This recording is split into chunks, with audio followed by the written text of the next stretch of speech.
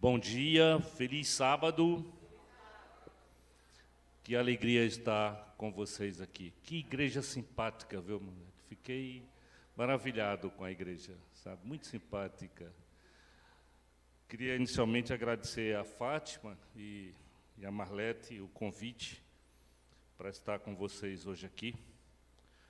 Deixar o meu abraço para o pastor Marco Delgado e dizer para vocês realmente da minha satisfação de estar aqui hoje. É sempre uma oportunidade, né, de estarmos estudando a palavra, estarmos próximos aos caminhos do Senhor. E também dizer para vocês que, pelo que eu pude observar, é verdade que as mulheres estão tomando de conta do mundo, né? Vocês viram a votação de ontem aí? As mulheres, né? Que bênção, né? As mulheres estão ocupando as posições aí na igreja, né? Cada vez mais, né? Mulheres pregando, mulheres dirigindo, e eu acho isso muito louvável, muito bacana, né? Bom, além disso, eu tinha combinado com a Marlete a possibilidade de falar um pouco sobre a temática de novembro, né? Mas vi que o vídeo foi muito esclarecedor, né? E nós vamos direto e pedir desculpa a vocês, porque eu estou um pouco resfriado, não é Covid, já estou minha terceira dose, já tive Covid, mas estou resfriado e isso atrapalha um pouco. Bom, vou convidá-los então para fazermos uma oração inicial para estudarmos a palavra do Senhor. Oremos. Pai amado, estamos aqui na Tua casa, reunidos na Tua igreja e buscando dela fazer parte. Queremos Te pedir nesta manhã que o Teu Espírito Santo esteja conosco e que nos encaminhe na palavra, que nós possamos reverberar o Teu pensamento, que nós possamos ser fiéis à Tua palavra e dela aprender mais um pouco. Te pedimos isso e agradecemos no doce e amado nome do Teu Filho Jesus. Amém. Meus irmãos, nós vamos hoje para o livro de Marcos, capítulo 10, vamos dos versículos 46 ao 52. E vamos estudar uma passagem muito conhecida, que é a cura do cego de Jericó.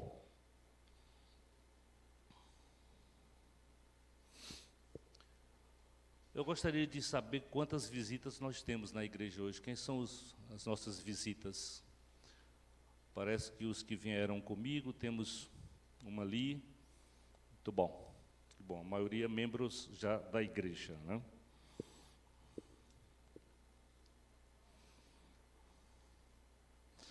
Eu vou ler a passagem e nós vamos adotar uma sistemática de estudar passo a passo essa lição. E foram para Jericó. Quando ele saía de Jericó, juntamente com os discípulos e numerosa multidão, Bartimeu, cego, mendigo, filho de Timeu, estava assentado à beira do caminho. E ouvindo que era Jesus, o Nazareno, pôs-se a clamar: Jesus, filho de Davi, tem compaixão de mim. E muitos o repreendiam para que se calasse. Mas ele cada vez gritava mais: Filho de Davi, tem misericórdia de mim. Parou Jesus e disse: chamai-o. Chamaram então o cego, dizendo-lhe: tem bom ânimo, levanta-te, ele te chama. Lançando de si a capa, levantou-se de um salto e foi ter com Jesus. Perguntou-lhe Jesus: que queres que eu te faça? Respondeu o cego: Mestre, que eu torne a ver. Então Jesus lhe disse: vai, a tua fé te salvou. E imediatamente tornou a ver e seguia a Jesus estrada afora. Que passagem linda, né? Que passagem linda.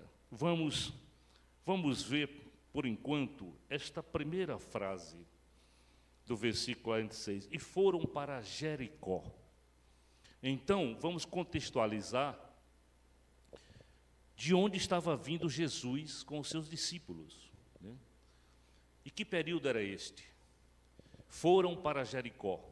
Jesus estava pregando na região da Pérea, além Rio Jordão. Estava ali e atravessa o Jordão, indo para a Judeia. E aqueles dias eram dias muito angustiantes, porque aquele período antecedia, ele estava se dirigindo para Jerusalém. E aqueles dias antecediam a Páscoa. E Jesus, aqui mesmo em Marcos, vira para os discípulos e prediz pela terceira vez a sua morte e ressurreição. No capítulo 32, ele diz: estavam a caminho, subindo para Jerusalém, e Jesus ia diante de seus discípulos. Estes se admiravam e os seguiam tomados de apreensões. Naquela época, todos os feitos de Jesus já se espalhavam, ele era seguido por uma multidão e havia um temor de que ele pudesse ser preso a qualquer momento. E Jesus, tornando a levar à parte os 12, passou a revelar-lhes coisas que lhe deviam sobrevir, dizendo: eis que subimos para Jerusalém, e o Filho do Homem será entregue aos principais sacerdotes e aos escribas, condená-lo-ão à morte e o entregarão aos gentios. Hão de escarnecê-lo, cuspir nele, açoitá-lo e matá-lo, mas depois de 3 dias ressuscitará. Aparentemente, pelo que descrevem os evangelhos sinóticos, Marcos, Mateus e Lucas, os discípulos, apesar daquela estreita convivência com Jesus, e mesmo a despeito dessas afirmações do Mestre, os discípulos pareciam incrédulos e pareciam não acreditar ou não entender, porque eles estavam muito presos ainda a um rei material, a um rei que tomasse o poder e que chefiasse aquela nação. Eles estavam presos, portanto, ao que eles costumavam a ver nas nações ali, o poderio de um rei, do ponto de vista de material e de comando. E não haviam percebido ainda que o reino que tanto lhes falava Jesus era um outro reino, era um reino espiritual. Era este o momento daquela caminhada. E diz o verso: quando ele saía de Jericó, juntamente com discípulos e numerosa multidão, é porque ali, naqueles dias, tanto iam os discípulos com Jesus, e os seguidores de Jesus, mas também Jericó era passagem para Jerusalém, e muitos ali, aquela multidão se dirigia para Jerusalém para a Páscoa. E Jericó, essa cidade é muito interessante. Jericó tem algumas particularidades, além de ser uma cidade bíblica.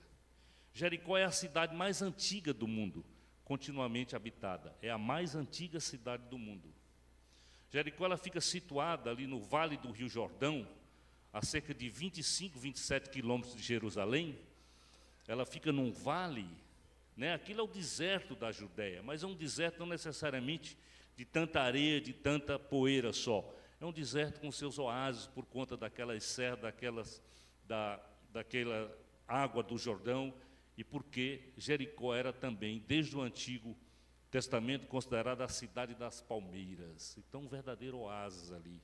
Aquela Jericó, por que passava Jesus e seus discípulos, era uma Jericó agora diferente daquela de cerca de 1.200, 1.300 anos atrás, no Antigo Testamento, quando Josué, liderando agora o povo hebreu, vai e sitia e invade e destrói aquela cidade. Lembram de todos dessa passagem? Isso acontecera cerca de 1.200, 1.300 anos antes. As ruínas dessa antiga Jericó estavam ali próximo dessa Jericó, porque Jesus passava, cerca de 1 quilômetro e pouco, estavam lá as ruínas da antiga Jericó. Esta Jericó agora é uma Jericó moderna, uma Jericó que Herodes o Grande fez reformas, construiu ali um palácio de inverno, né, uma rota de passagem de viajantes para Jerusalém. É por ali que está passando Jesus. Jericó também é a cidade mais baixa, né? Ela fica a cerca de 270 metros abaixo do nível do mar. Muito bem, então, passando ali com aquela numerosa multidão, Bartimeu, cego, mendigo, filho de Timeu, estava sentado à beira do caminho. Em toda esta passagem, nós temos algumas situações. Uma cidade, um local, que eu já descrevi um pouco para vocês, e nós temos personagens. Os dois personagens mais importantes dessa passagem são o cego, Bartimeu, e o nosso Mestre Jesus. Personagens secundários ali, os discípulos e toda aquela multidão que seguia o cortejo. Cego naquela época, aliás, a cegueira à época de Jesus era muito frequente. Se estima que alguns estudiosos, que até 30% a 40% da população daquela época chegava a ter algum problema de visão. Isso porque os hábitos de higiene não eram bastante conhecidos, a poeira, né? As pessoas, não havia uma urbanização, né? Viajavam muito pelas estradas de chão, né? Então isso fazia com que os problemas de visão fossem muito frequentes. Mas o cego era um excluído. O indivíduo cego era marginalizado, era excluído socialmente e até religiosamente. Se acreditava naquela época que a cegueira era resultado de pecado, ou pecado dos pais daquele cego, ou pecados dele próprio. Então o indivíduo era cego como uma consequência desses pecados. Era o que vigorava o pensamento da época. Então eles eram excluídos. Eles não participavam sequer, não podiam sequer adentrar o templo. Ficavam ali na porta, mendigando. E vocês viram no texto que Bartimeu tinha uma capa. Aquela capa era uma autorização de Roma, além de servir para protegê-los do sol, eventualmente da chuva, era uma autorização que eles tinham para poder mendigar. Então isso era a vida de um cego daquela época. Ele era marginalizado. Por isso ele estava sentado aqui à margem do caminho. E ouvindo que era Jesus de Nazaré, pôs-se a clamar: Jesus, filho de Davi, tem compaixão de mim. E muitos o repreendiam. E ele insiste: Jesus, filho de Davi, tem misericórdia de mim. Observem que Bartimeu, percebendo e perguntando quem estava vindo, é Jesus, o Nazareno, ele começa a clamar por Jesus. Tem compaixão de mim, tem misericórdia de mim, e o chama de filho de Davi.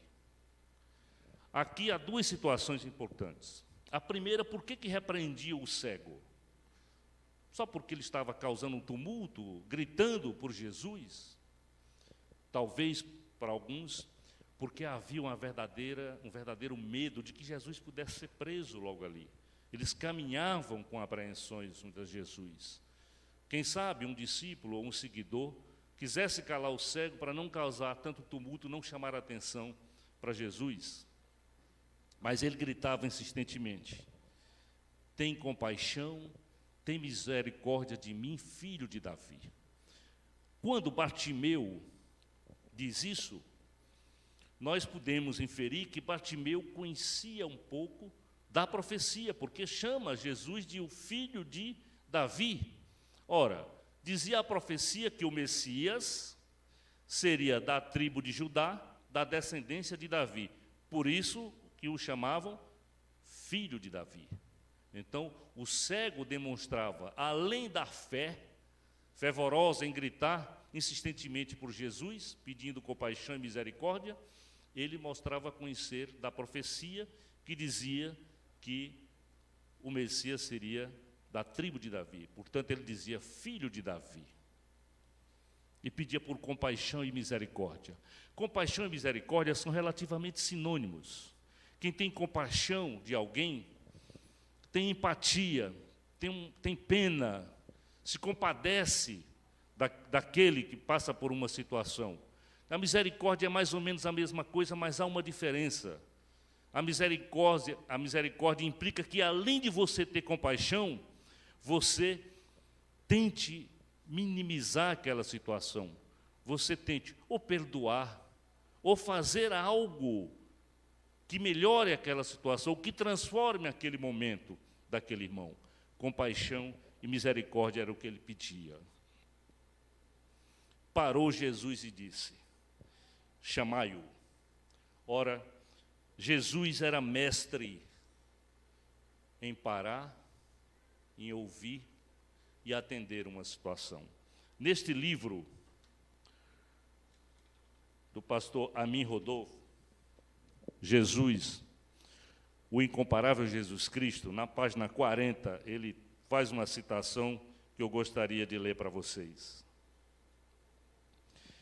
Jesus parou. Nessa ação verbal existe uma extraordinária eloquência.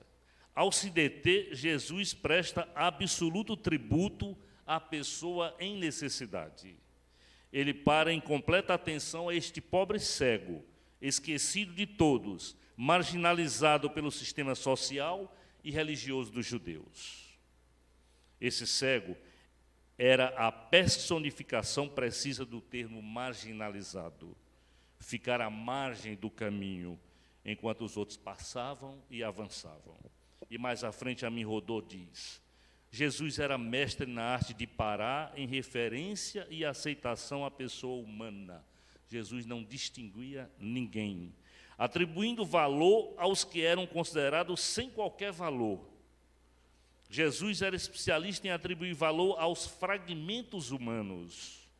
Mesmo na cruz, em meio à grande agonia, precisamente no momento exato do desfecho de todo o drama da encarnação, com todo o universo focalizado nesse instante, mesmo estando ferido e em excruciante dor física e agonia mental, se considerando abandonado por Deus e pelos seres humanos, Jesus, ele para por uma fração de tempo, se esquece de si e se dirige a um dos ladrões que estavam pregados na cruz ao seu lado, solitário, abandonado e moribundo. Nesse instante, Jesus transforma o Calvário em um tanque batismal e promete: estarás comigo no paraíso. Que lindo, né, de se rever, que bonito, né? Então, Jesus tinha essa característica, né?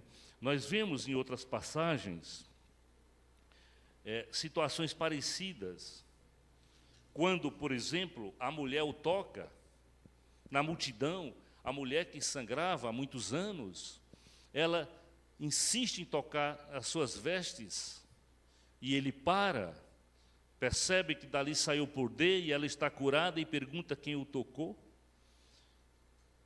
e diz para ela: mulher, tua fé te salvou. Como disse para aquele paralítico que desceu lá em Cafarnaum, pelo telhado, ali uma fé tremenda, e ele diz: filho, teus pecados estão perdoados. Caminha e cura aquele paralítico. Jesus, nós teríamos inúmeros exemplos para citar, mas Jesus tem essa característica de ter a atenção, de não distinguir, de tratar todos por igual. E assim ele fez com aquele cego que persistia numa fé insistente, persistia pela atenção do Mestre. E o que mais chama a atenção em Bartimeu é exatamente isso, essa fé.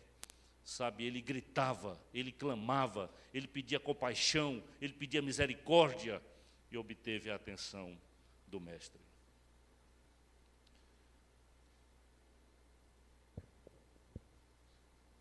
Então ele pergunta, a pergunta clássica, a pergunta mais importante desse texto: que queres que eu te faça? Olha a pergunta que Jesus faz para o cego: que queres que eu te faça? Parecia muito lógico. Um cego clamando, pedindo compaixão, pedindo misericórdia. Mas o Mestre faz a pergunta para que ele ali diga o que quer. pedagogicamente, sirva de exemplo a sua fé para toda aquela multidão que o cerca. Que queres que eu te faça? Respondeu o cego: mestre, que eu torne a ver. Então Jesus lhe disse: vai, tua fé te salvou. E ele segue a Jesus, caminha fora. Esta é a única parte que trata de Bartimeu, do cego. Bartimeu quer dizer Bar, filho, filho de Timeu. Mas não há outra passagem que se esclareça mais a respeito desse cego. E diz que ele, curado então, tornou a ver e seguia Jesus estrada fora.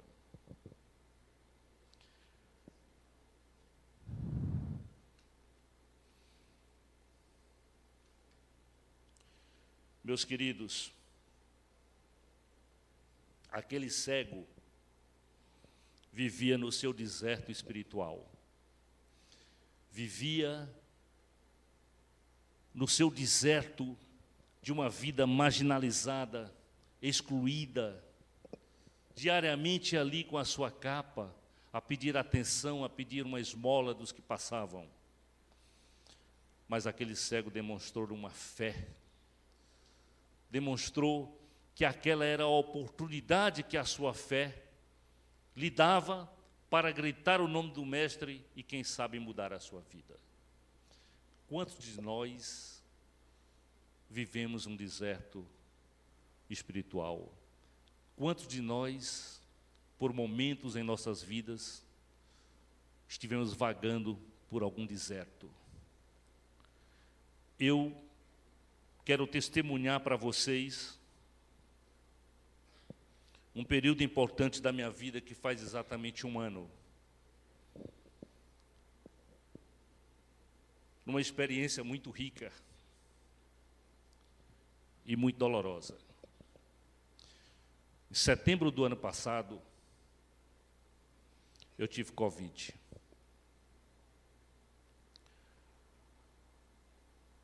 Eu estava no 9º dia da doença, em casa.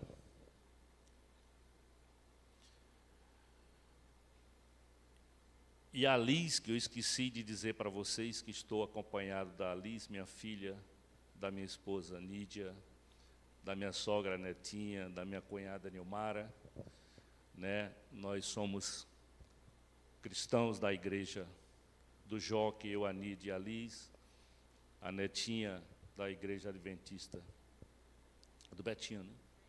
Betinho. E a Nilmara é uma cristã que está estudando e, quem sabe, teremos a alegria de vê-la batizada o mais rápido possível. Então, aqueles dias, no 9º dia da doença, eu em casa, dava sinais de piora. Febre, muita indisposição. E eu fiz uma tomografia naquele dia que mostrava já mais de 30% de comprometimento do pulmão. E os exames de sangue mostravam uma atividade inflamatória muito grande. Então eu fui levado ao hospital. O diagnóstico era Covid, mas eu estava com uma situação que acontece em cerca de menos de 5% dos casos de Covid grave, que é a chamada tempestade inflamatória do Covid. Ocorre um processo inflamatório em todo o organismo.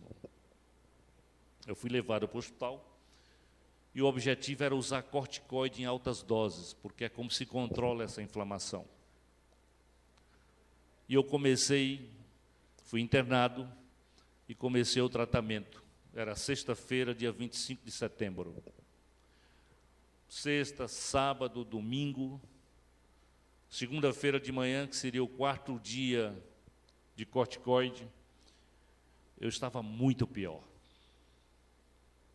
Eu estava numa situação grave. Ali, eu já estava limitado ao leito, não podia sequer levantar mais para ir ao banheiro, usando oxigênio em altas doses. Naquela segunda-feira, dia 28, eu fiz uma tomografia logo às 7 horas da manhã, pulmão com mais de 50% de comprometimento.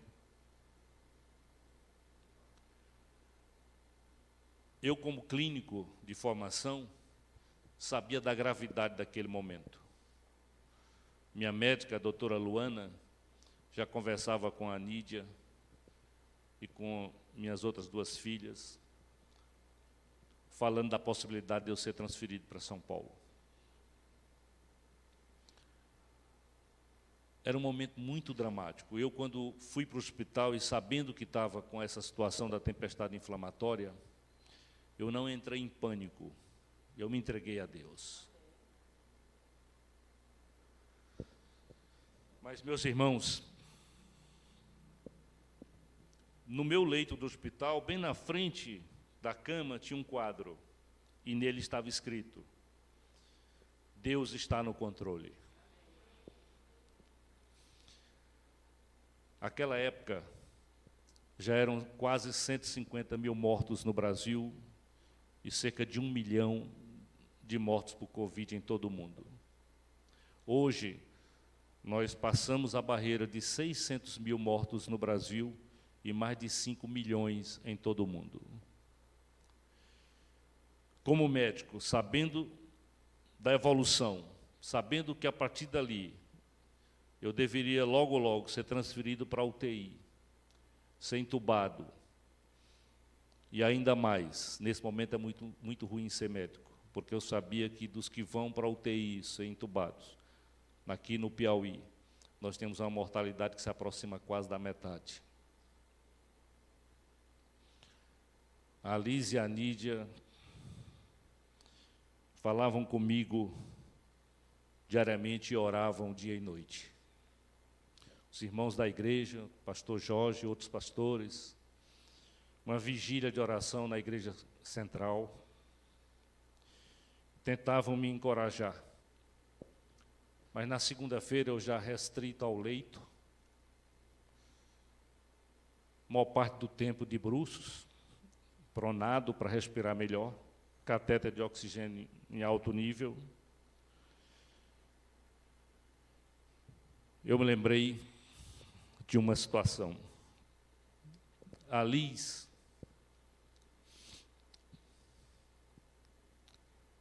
todas as noites, antes de dormir, lê uma história bíblica e faz uma oração. A Liz, desde os 3 anos e meio, que aprendeu a ler.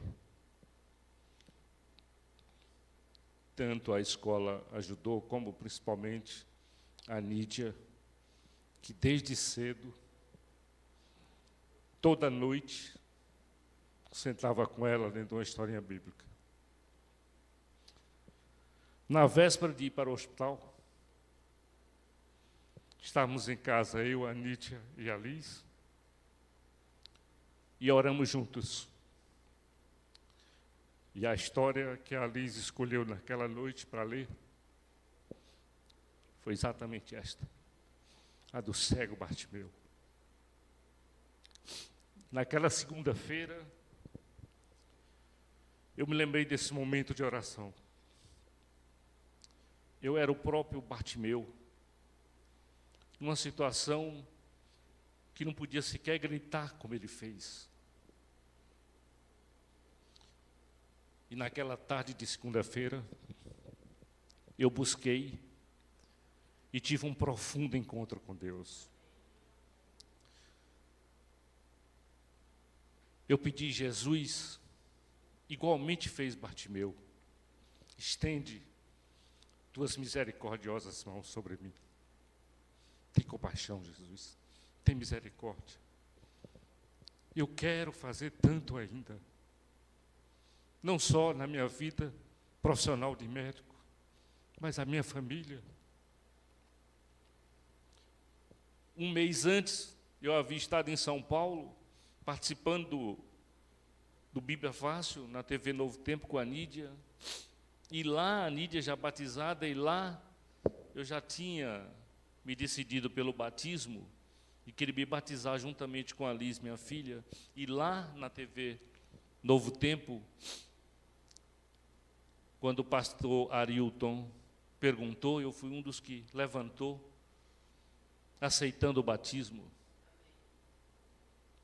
E ali, naquela tarde, me lembrando de Bartimeu, eu tive esse encontro profundo com Jesus. E foi, meus irmãos, um dia tão angustiante, em que eu dividia momentos de lucidez, mas momentos de torpor pela baixa oxigenação, pela toxemia da doença. E a Nídia, mesmo doente, naquele dia, frente à gravidade da situação e a possibilidade de eu ser transferido para a UTI e, de repente, ir para São Paulo, ela resolveu ir no hospital, mesmo doente. E ali na tarde, antes dessa oração, eu tive um momento que não sei se cochilei, se foi torpor mesmo, mas quando eu acordei, foi uma experiência terrível. Quando eu abri os olhos, que olhei de lado, estava a Nídia sentada, olhando para mim. Meus irmãos, terrível. O primeiro pensamento que veio ali foi: eu morri. Eu morri. Imediatamente a minha cabeça, eu olhei e eu morri, estou vendo a Nídia. É terrível. Imagino quantas famílias, quantos que não conseguiram sobreviver, tiveram momentos angustiantes em leitos hospitalares. Depois daquele momento foi quando eu fiz a oração. Meus irmãos, eu sou resultado de uma verdadeira bênção. Naquela segunda-feira, por volta de 9h30 da noite, a minha médica entra no quarto. 9h30 da noite, não tinha mais por que ela ir lá. Ela tinha passado já a visita da tarde. Ela entra no quarto e diz: tio, me chama de tio, porque eu vi crescer, filho de um colega médico, e ela disse: eu vou mudar toda a sua medicação. Nós vamos continuar com o corticoide, mas eu vou colocar 2 antibióticos e um antifúngico.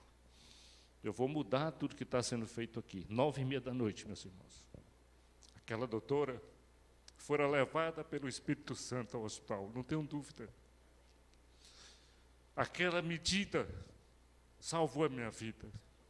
Depois, revendo o prontuário, o que estava acontecendo é que eu estava com Covid, eu estava com a tempestade inflamatória do Covid, que responde ao corticoide, mas eu estava no 4º dia de alta dose e nada, mas eu estava começando um processo de septicemia, era aquilo que estava me matando.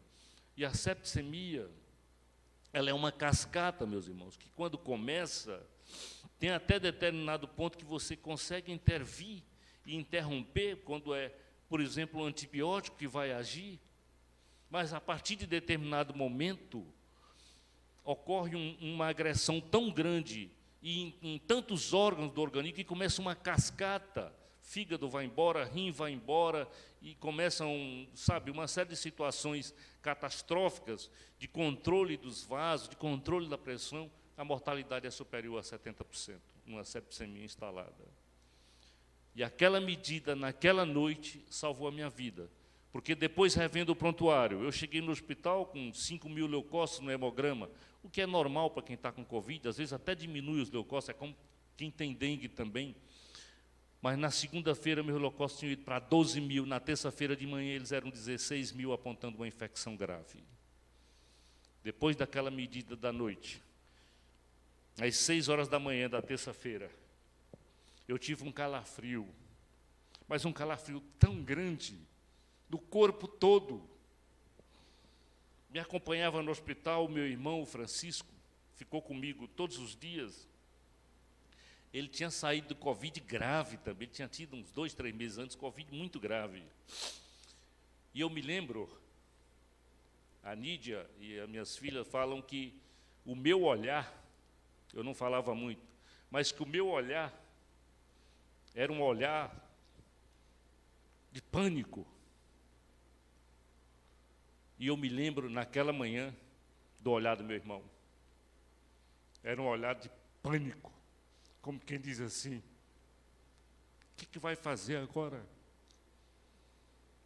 Mas ali, meus irmãos, é como se fosse uma, sabe, última tentativa da doença me vencer. Os antibióticos que a doutora mudara à noite começaram imediatamente a fazer efeito. Na terça-feira à noite já estava melhor.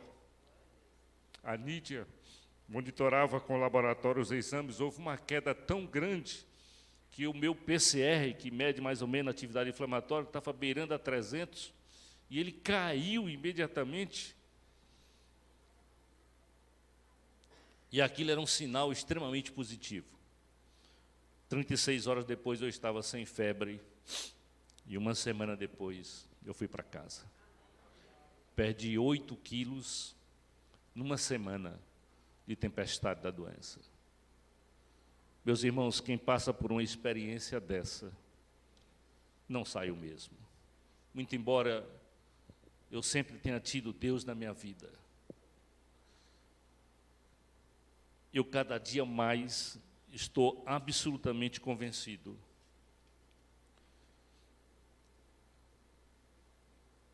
de que nós precisamos de Jesus em nossas vidas. De que nós precisamos beber da água viva. Lembram da samaritana no poço? Nós precisamos beber da água viva. Quantos de nós não passamos em algum momento por momentos como este, ou até mais grave, ou parecidos? E quais as lições, meus irmãos, que nós podemos tirar desta passagem e de tantos ensinamentos de Jesus? Quais são as nossas cegueiras? Quais são os nossos desertos espirituais? Nossa natureza humana é muito falha. Nós somos defeituosos de caráter. Nós, em graus variáveis, temos uma tendência muito grande para a rebeldia, para a agressividade, para o egoísmo, para a intolerância, para a mentira.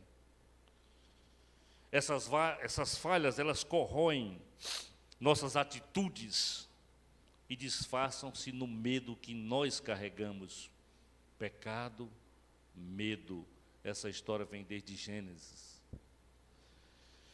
Um ciclo vicioso se instala e nós somos terrivelmente falhos. Nossas falhas de caráter corroem nossos comportamentos. A medicina tem evoluído muito. A neurociência, estudando os comportamentos, os desvios de personalidade, a psiquiatria, e muito tem se feito. Mas, meus irmãos, a humanidade como um todo carrega em si um vazio muito grande, um vazio espiritual. E muito particularmente, nossos adolescentes têm demonstrado que necessitam sobremaneira da nossa atenção, que necessitam sobremaneira de que nós apresentemos Jesus a eles. A nossa juventude vive um vazio espiritual terrível. Nós temos hoje, entre os adolescentes, principalmente de 15 a 29 anos de idade, o suicídio como uma das importantes causas de mortalidade.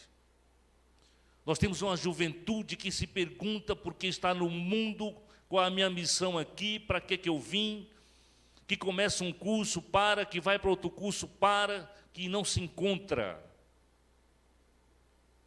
Meus queridos,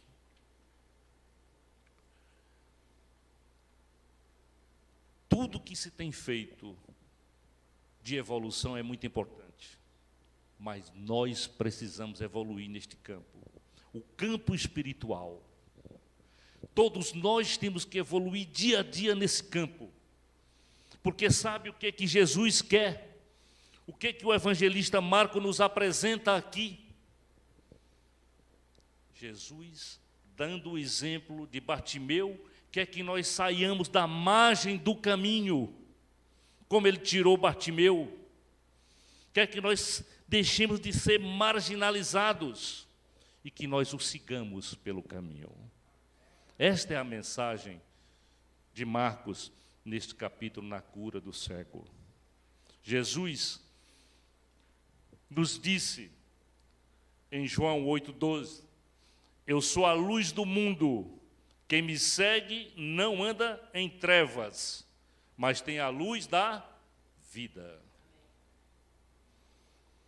E em Mateus ele faz um chamado, em 11:28-30, vinde a mim os que estáis cansados e sobrecarregados, e eu vos aliviarei. Tomai sobre vós o meu jugo e aprendei de mim, porque sou manso e humilde de coração, e achareis descanso para a vossa alma. Porque o meu jugo é suave e o meu fardo é leve. Essa é a mensagem de Jesus. Essa é a mensagem que nós temos que decidir e buscar. Porque quando nós buscamos a Jesus, a primeira coisa que encontramos é paz. E encontrando paz, meus irmãos, nós vamos encontrar a luz, nós vamos encontrar o caminho, nós vamos encontrar o norte. Eu escrevi, pensando nessa pergunta que Jesus fez a Bartimeu, eu escrevi o que vou ler rapidamente para vocês. A pergunta que Jesus fez foi: que queres que eu te faça? É a pergunta que Jesus faz diariamente a nós. E nós estamos cegos e surdos. Quais as nossas cegueiras? Desde o tempo de Cristo, muita coisa mudou. É certo que aconteceram incríveis avanços no campo da própria evolução humana, na ciência e tecnologia, inegáveis avanços que em muito contribuíram para a saúde, a educação e melhores condições de vida e trabalho. Sabemos também que, infelizmente, houve muito desvirtuamento e alguns desses avanços foram para o mal. Nas últimas décadas, houve um crescimento exponencial no campo tecnológico, facilitando e aproximando pessoas através da internet e das mídias sociais. A civilização humana atravessa um momento particularmente difícil e paradoxal, apesar de todo este avanço. Estamos gravemente enfermos nas relações pessoais e interpessoais, centrados em nós mesmos. Nosso egocentrismo nos isola e nos torna dependentes de uma busca surreal, supérflua e muitas vezes desprovida de valores éticos e morais. Muitos são escravos das mídias sociais, da interação exagerada com o computador, com a televisão e com os smartphones. Muitas vezes, na verdade, estamos sós na multidão.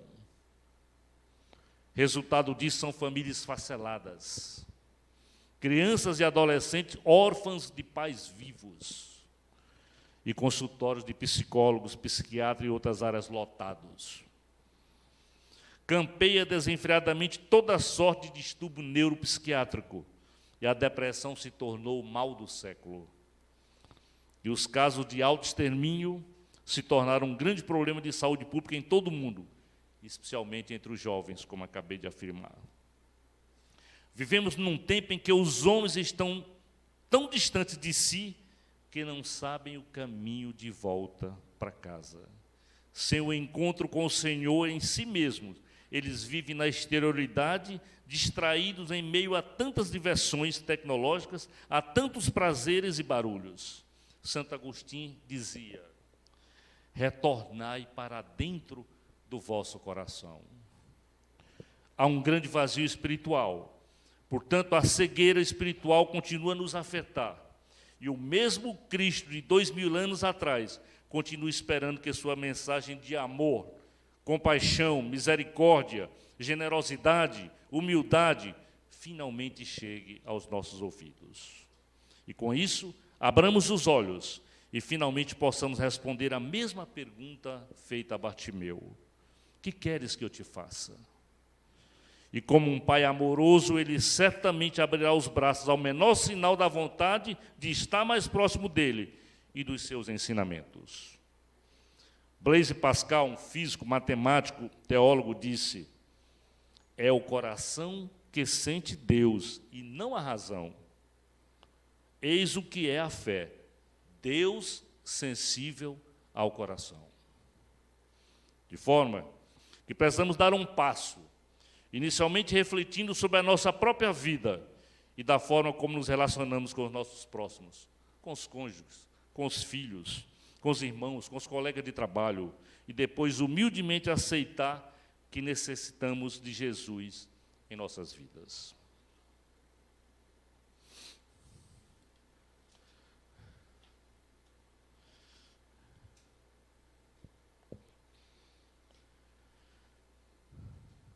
Para finalizar, eu gostaria de dizer para vocês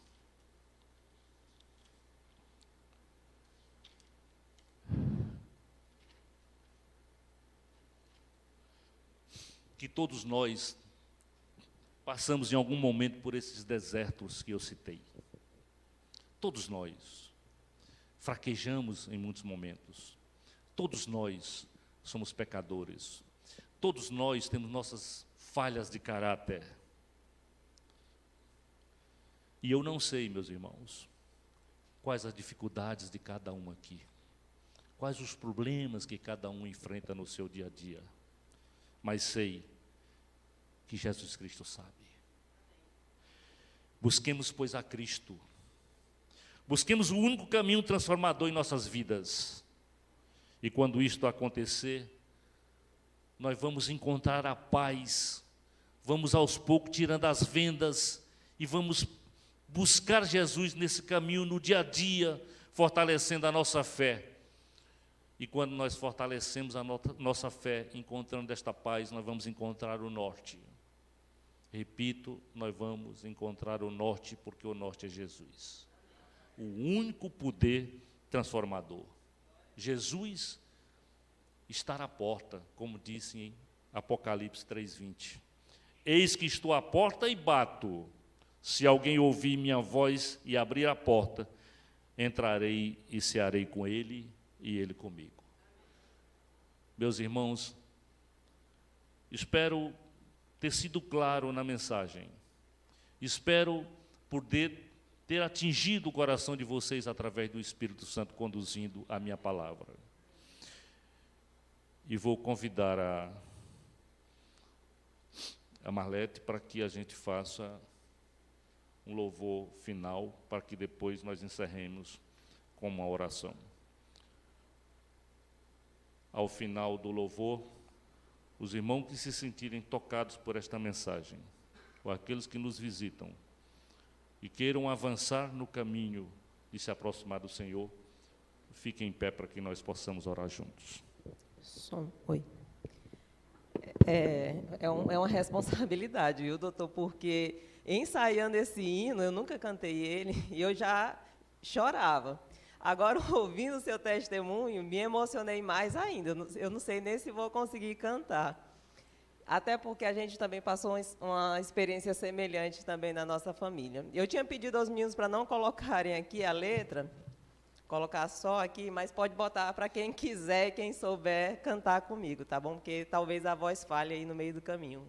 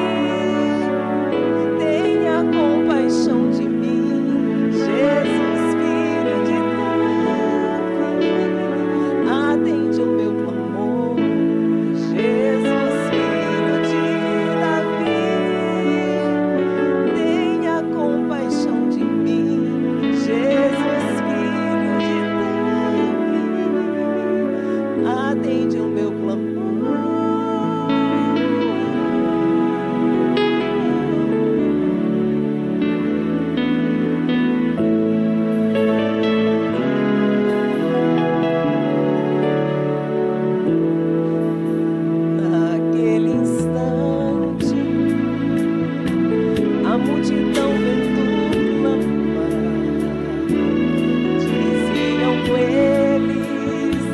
ele não pode te ouvir. Podes alcançar o mestre, não adianta insistir, pois está longe, ele não vai te ouvir.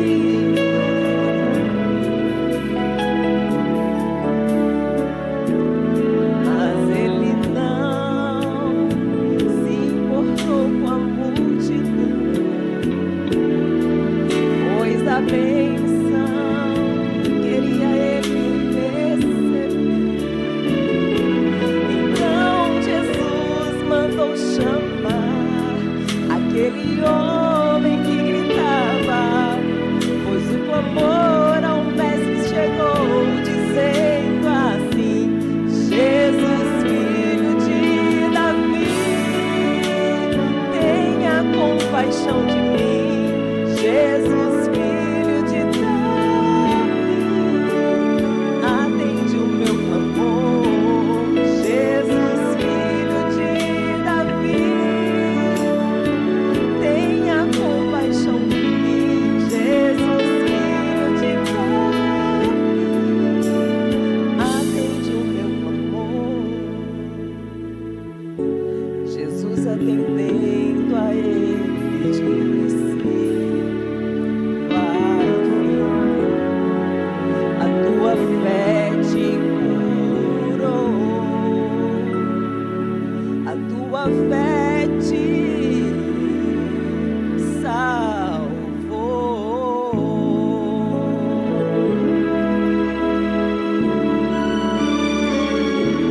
Te salvou. Amém.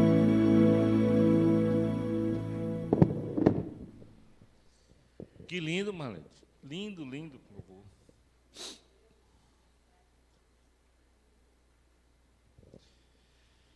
Oremos. Pai amado, estamos nós, os teus filhos, aqui na tua casa, na tua igreja. Queremos te agradecer por este momento. Queremos te agradecer pela oportunidade de estudar a tua palavra. Queremos te agradecer porque trouxeste todos os teus filhos que aqui estão buscando a tua luz, buscando sair cada vez mais da margem do caminho e se dirigir para o teu caminho, para te seguir, Senhor Jesus, para seguir aquele único transformador, que pode realmente mudar as nossas vidas, que pode fazer transformações para que nós sejamos, à luz dos teus ensinamentos, melhores pais, melhores filhos, melhores irmãos, que nós possamos conduzir a tua igreja que se reúne aqui, que se revigora com a tua palavra. Senhor, abençoa todas as famílias que aqui estão e aqueles que eventualmente não puderam vir. Nos conduz em paz e te agradecemos mais uma vez por tudo, em nome do teu amado Filho Jesus. Meus irmãos, que a graça do Senhor Jesus Cristo e o amor de Deus e a comunhão do Espírito Santo sejam com todos vós. Amém.